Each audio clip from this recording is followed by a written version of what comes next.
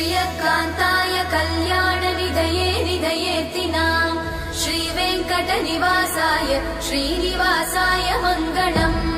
लक्ष्मी सविभ्रमालोकसुभ्रूविभ्रमचक्षुषे चक्षुषे सर्वलोकानां वेङ्कटेशाय मङ्गलम् श्रीवेङ्कटाद्रिशृङ्गाग्रमङ्गलाभरणाङ्गये मङ्गलानां निवासाय श्रीनिवासाय मङ्गलम् सर्वावयव सौन्दर्य सम्पदा सर्वचेतसां सदा सम्मोहनायास्तु वेङ्कटेशाय मङ्गलम् नित्याय निरवध्याय सत्यानन्दचिदात्मने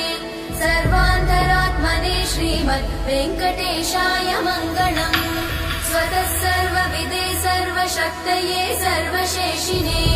सुलभाय सुशीलाय वेङ्कटेशाय मङ्गलम्।